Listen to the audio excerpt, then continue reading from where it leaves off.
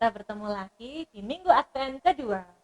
Mari bersama-sama kita memuji Tuhan, mendengarkan firman-Nya, dan mempersiapkan hati kita untuk menyambut Natal.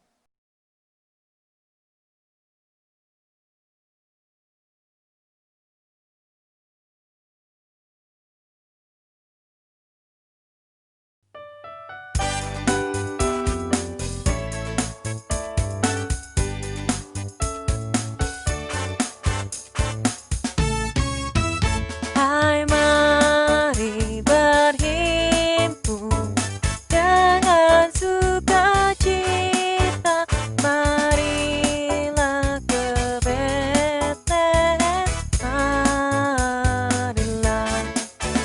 marilah sembah Raja atas segala raja, mari menyembah Dia. Mari menyembah Dia, mari menyembah Yesus Sang Kristus. Nyanyian malaikat, soraklah dan puji, dap surga nyanyi indah dan merdu. Pujilah Allah pada tempat yang tertinggi, mari menyembah Dia, mari menyembah Dia, mari menyembah Yesus Sang Kristus. Ya Yesus yang lahir pada hari ini, ku persembahkan hormat dan bakti. Allah menjelma manusia yang sejati, mari menyembah Dia, mari menyembah Dia, mari menyembah Yesus Sang Kristus.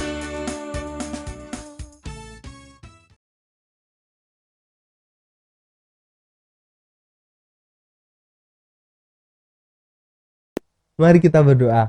Selamat pagi Bapa, selamat pagi Yesus, selamat pagi Roh Kudus Tuhan. Mengucap syukur untuk segala kebaikan yang sudah Engkau berikan.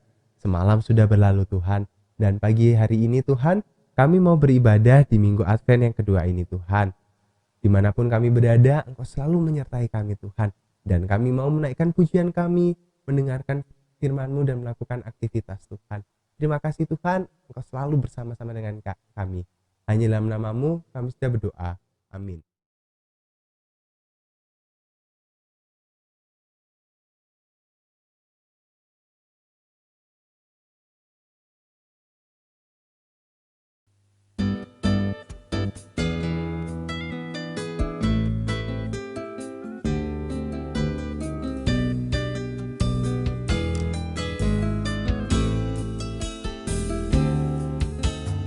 Padang rumput yang sunyi, gembala jaga domba, tiba-tiba terdengar suara puji-pujian.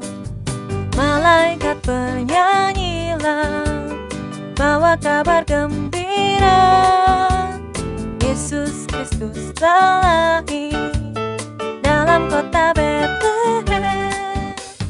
Ini kabar gembira bagi manusia, kabarkan ke seluruh bumi pada hari ini. Mari kita bersorak, puji mulia baginya, damai bagi manusia, mulia bagi Allah.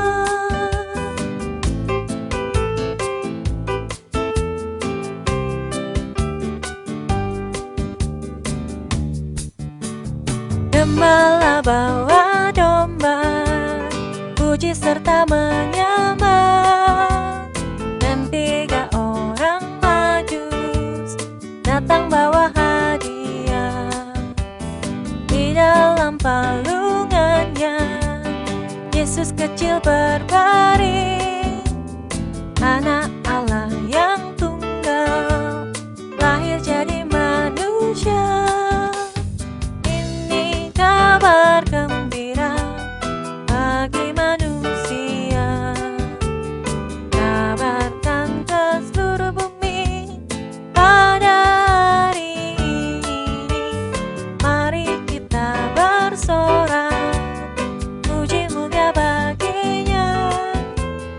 Damai bagi manusia, mulia bagi Allah, mulia bagi Allah, mulia bagi Allah.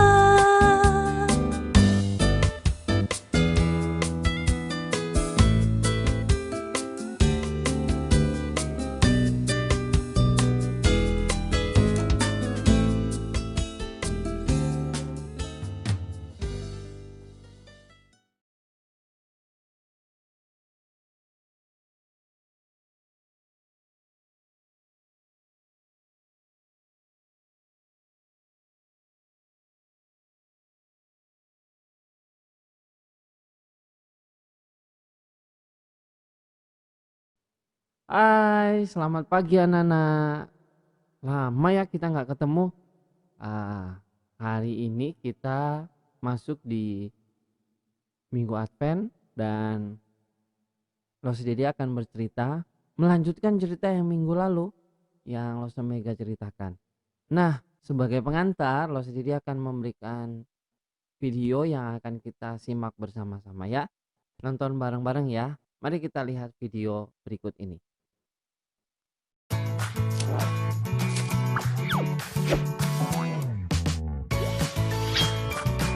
The Faithful Hall of Fame, Moses.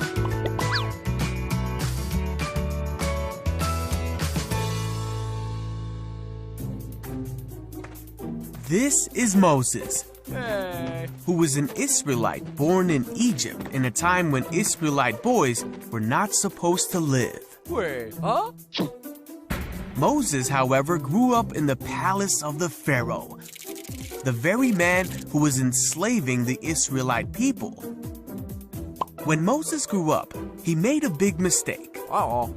So Moses ran away from Egypt Ah! to the land of Midian. Ah. After many years, an angel of the Lord appeared to Moses Ah! and told him to go back to Egypt to free the Israelites. After much protesting, God granted Moses his brother Aaron to speak on his behalf. Phew. So Moses went to Egypt. Here, move there.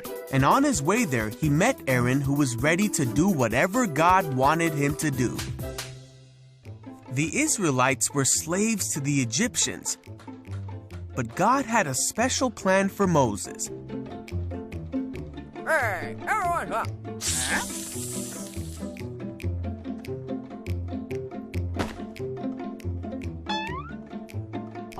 After rallying God's people to them, Yeah.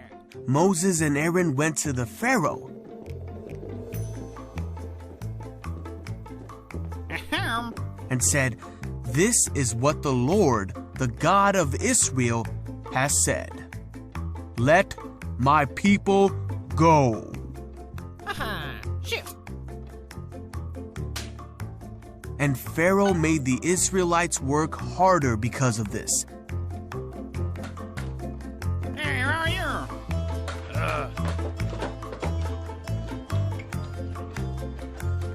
Huh? The foremen of the Israelite slaves were angry with Moses and Aaron for causing this trouble. Huh?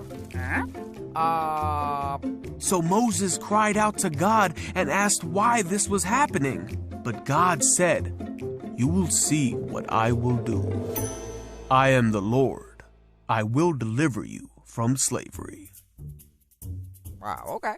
Hey, Moses told this to the people, hey. but they were so discouraged that they didn't listen to him. Yeah, whatever.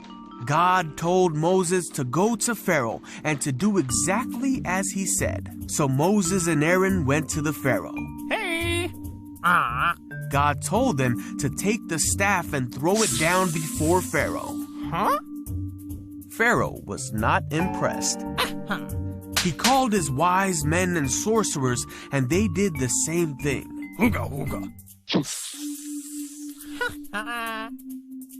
But Aaron's staff swallowed up the sorcerer's staff.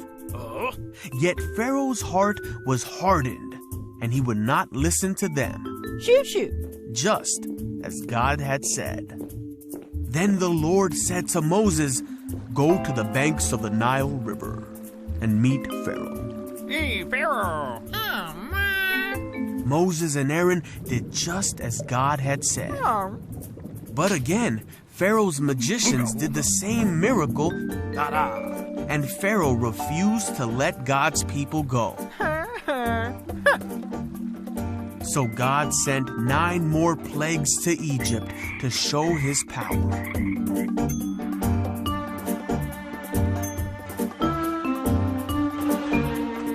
Even with all the suffering, Pharaoh's heart stayed hard, and he would not let the people go.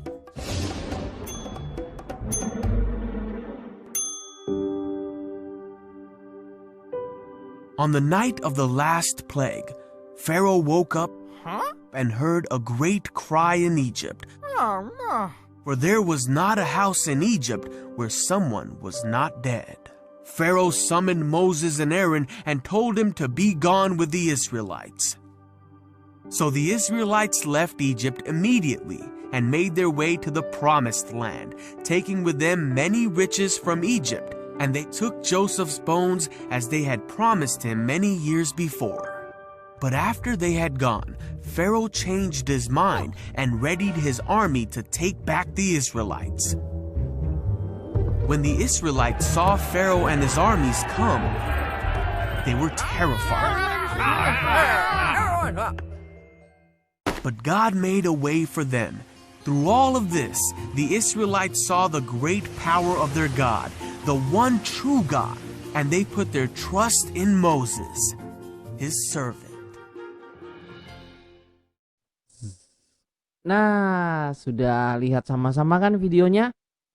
Cerita yang sudah tidak asing lagi tentang seorang tokoh yang bernama Musa. Nah, hari ini kita akan bersama-sama belajar tentang yang namanya nubuatan. Kalau minggu lalu kita belajar tentang pengharapan Natal, kalau minggu ini kita akan belajar tentang nubuatan Natal.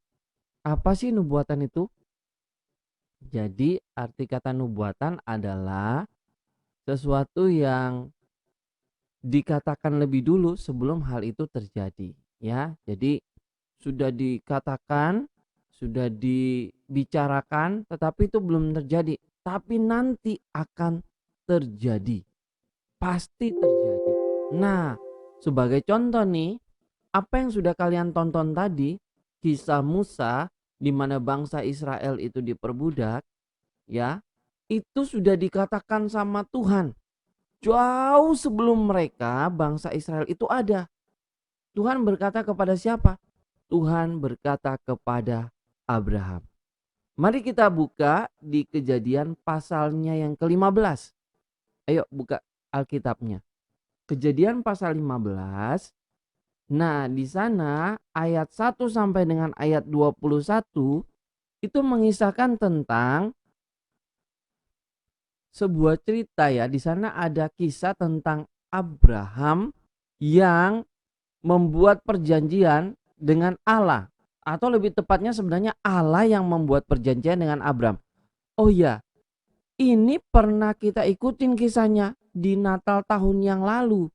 Masih ingat ketika Abram itu membawa beberapa binatang kemudian dipotong menjadi 2 di sebelah kiri sebelah kanan. Masih ingat nggak? Yang waktu Natal tahun lalu kita ikutin tuh. Ada api yang di tengah-tengah itu, yang lilin yang dibawa sama Losa siapa waktu itu ya. Ya. Nah, itu dibawa lilin ditaruh di tengah-tengah sebelah binatang satu setengah, separuhnya di sebelah kiri, separuhnya di sebelah kanan. Masih ingat? Ini kisahnya nih. Nah, lalu dia akan bacakan. Jadi pada waktu itu Abram berkata kepada Allah, Allah, aku ini akan mati dengan tidak punya keturunan. Nanti yang akan mewarisi segala hartaku ini namanya adalah Eliezer. Dia adalah hambaku, dia bukan anakku. Tapi Tuhan bilang, tidak Abram, kamu akan punya keturunan nanti. Kamu akan punya keturunan. Bahkan Tuhan bilang ya, kalau kalian baca pasal 15 ini, dia akan bacakan ya. Ayatnya yang 12, mulai dari ayatnya yang ke-12. Menjelang matahari terbenam, tertidurlah Abram dengan nyenyak. Lalu turunlah meliputinya gelap gulita yang mengerikan. Firman Tuhan kepada Abram, ketahuilah dengan sesungguhnya bahwa keturunanmu akan menjadi orang asing dalam suatu negeri yang bukan kepunyaan mereka. Dan bahwa mereka akan diperbudak dan dianiaya 400 tahun lamanya. Tetapi bangsa yang akan memperbudak mereka akan kuhukum. Dan sesudah itu mereka akan keluar dengan membawa harta benda yang banyak. Tetapi engkau akan pergi kepada nenek moyangmu dengan sejahtera. Engkau akan dikuburkan pada waktu telah putih rambutmu. Tetapi keturunanmu yang keempat akan kembali ke sini. Sebab sebelum itu kedurjanaan orang Amori itu belum genap. Nah, zaman Abraham, nubuatan itu sudah diberikan kepada keturunan Abraham. Bangsa Israel nanti akan diperbudak di sebuah negeri yang asing. Berapa tahun? 400 tahun lamanya. Anak-anakku, ini adalah nubuatan. Jadi sebelum sesuatu terjadi, itu sudah dikatakan. Dan itu pasti akan terjadi. Pasti akan terjadi. Orang Israel mengalami yang namanya nubuatan Allah. Sebelum mereka diperbudak, hal itu sudah dikatakan Allah kepada Abram, yaitu bapa leluhur mereka. Sampai Musa hadir, dia ada dan digunakan oleh Tuhan untuk mengeluarkan bangsa Israel keluar dari tanah perbudakan di Mesir. Nah, bagaimana dengan Natal? Jadi sebenarnya nubuatan Natal itu berbicara tentang Allah yang akan datang, yang akan hadir untuk menyelamatkan manusia. Allah yang akan hadir, yang akan datang menyelamatkan manusia. Di mana nubuatan itu terjadi? Di mana nubuatan itu ada? Mari kita baca terlebih dahulu Matius pasalnya yang pertama. Ayat 23. Ayo kita baca. Matius 1 ayat 23. Lalu dibacakan ya. Sesungguhnya anak darah itu akan mengandung dan melahirkan seorang anak laki-laki dan mereka akan menamakan dia Immanuel, yang berarti Allah menyertai kita. Nah, kalau kalian lihat Matius pasal 1 ayat 23 itu adalah nubuatan yang sudah dikatakan zaman dulu. Zamannya siapa? Zamannya Nabi Yesaya. Kalian bisa lihat di catatan kaki yang terdapat di bawah Alkitab. Itu Matius 1 ayat 23 itu sama dengan Yesaya 7 ayat 14. Mari kita buka. Yesaya pasalnya yang ke-7 ayatnya yang ke-14. Nah, Yesaya pasal 7 ayatnya yang ke-14. Lalu dibacakan ya. Yesaya pasal 7 ayat 14. Pemberitaan mengenai Immanuel. Sebab itu Tuhan sendirilah yang akan memberikan kepadamu suatu pertanda. Sesungguhnya seorang perempuan muda mengandung dan akan melahirkan seorang anak laki-laki. Dan ia akan menamakan dia Immanuel. Ia menamakan dia Immanuel, yang artinya Allah beserta dengan kita. Jadi kelahiran Tuhan Yesus itu sudah dinubuatkan. Jadi Allah sudah berfirman kepada bangsa Israel di zaman Yesaya bahwa nanti akan lahir seorang anak dari perempuan muda. Perempuan yang masih muda. Dan ia akan menamakan dia Immanuel. Allah beserta dengan kita. Nah, di dalam Alkitab banyak nubuatan. Ya, nubuatan. Allah yang mengatakan kepada manusia bahwa ada satu tindakan yang Allah lakukan nanti terjadi untuk manusia. Manusia tidak bisa mengetahui kapan itu terjadi, tetapi pasti terjadi. Hal itu pasti terjadi. Nah, kalau ingat ceritanya Losa Mega minggu yang lalu tentang pengharapan Natal, itu ada cerita di awal di mana seorang anak, ya, papanya berjanji bahwa papanya akan pulang, ya, pulang dan bertemu dengan anak itu, dan anak itu sangat mengharapkan kedatangan papanya, dan dia melakukan banyak hal yang baik seperti apa yang papanya inginkan. Nah, apa yang anaknya itu harapkan itu namanya pengharapan. Tetapi apa yang papanya sebutkan, papanya janjikan, itu yang namanya nubuatan. Bahwa papanya akan datang, papanya akan pulang, itu namanya nubuatan. Jadi antara pengharapan dan nubuatan itu saling berkaitan. Nah, bagaimana kita meresponi Natal tahun ini? Pengharapan itu berarti Allah berjanji kepada kita. Allah mengatakan sesuatu dan Allah akan melakukan sesuatu untuk kita. Banyak janji Tuhan kepada kita. Ya, janji Allah yang terbesar adalah bahwa Allah akan mengaruniakan kepada kita anaknya yang tunggal, menolong dan menyelamatkan kita dari dosa. Dan itu sudah dilakukan oleh Allah melalui Tuhan Yesus yang sudah lahir di Natal. Pada hari Natal yang setiap tahun kita rayakan kelahirannya. Tuhan Yesus adalah bukti nubuatan Allah, janji Allah bagi kita manusia. Nah, ada banyak nubuatan, banyak janji-janji Allah yang Allah berikan kepada kita. Dan kita berharap kita, istilahnya kita itu benar-benar percaya kepada Tuhan. Percaya kepada nubuatan-nubuatan itu. Nah, anak-anakku, mari kita meresponi apa yang Tuhan sudah janjikan kepada kita. Dengan syukur kepadanya. Dengan melakukan apa yang Tuhan mau, apa yang Tuhan inginkan. Ya, Natal tahun ini tidak seperti Natal-Natal yang sudah kita lewati. Ya. Yang mungkin kita setiap tahun kita berkumpul bersama, kita ada yang sudah mempersiapkan diri dengan menari, dengan bermain drama, dengan menyanyi. Kemudian kita makan-makan bareng-bareng kayak tahun lalu itu kita makan bareng, ya.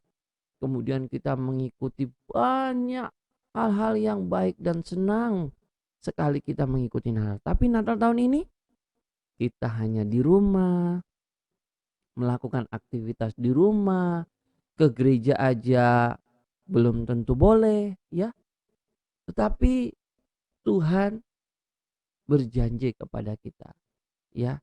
Nubuatan Tuhan itu adalah bahwa Tuhan memberikan anaknya yang tunggal, yaitu Yesus Kristus, Tuhan kita, untuk datang dan menyelamatkan kita.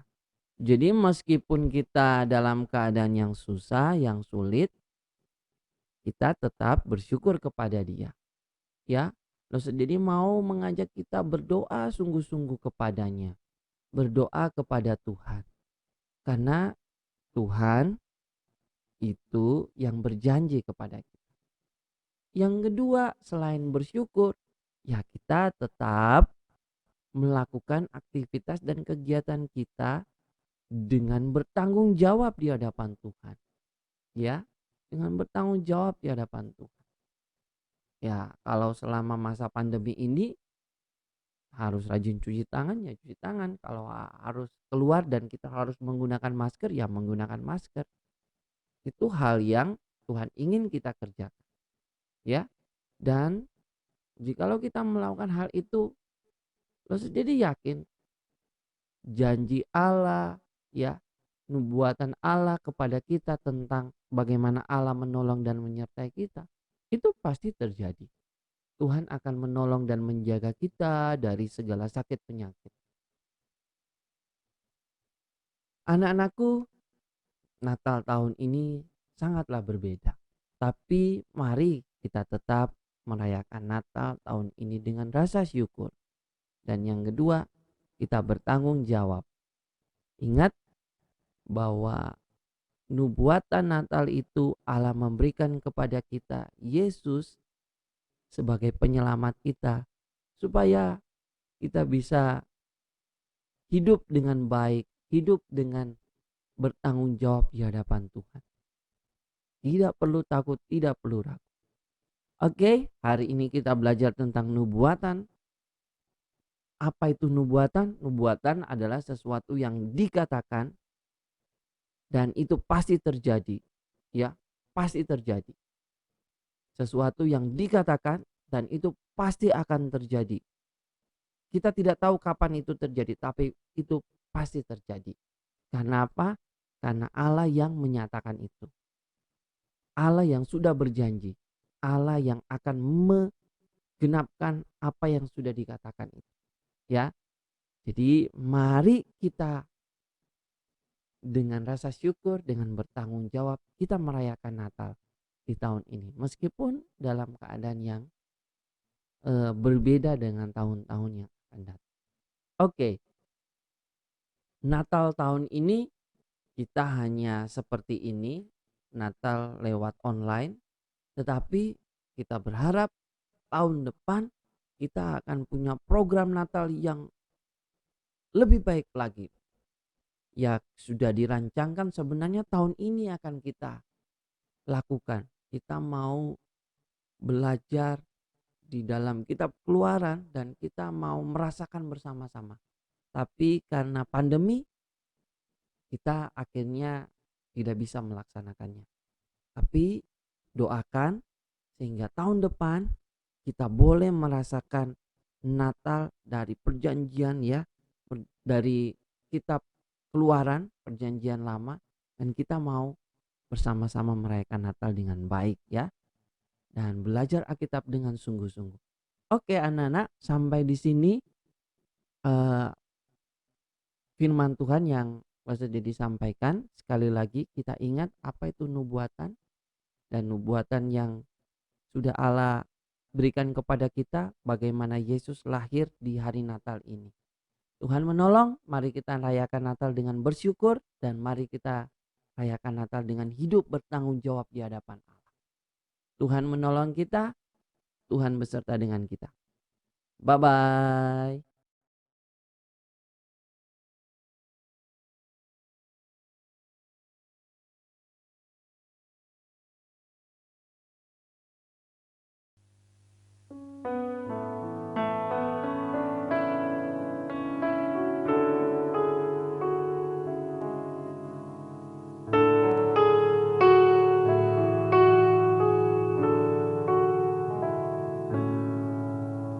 Nowhere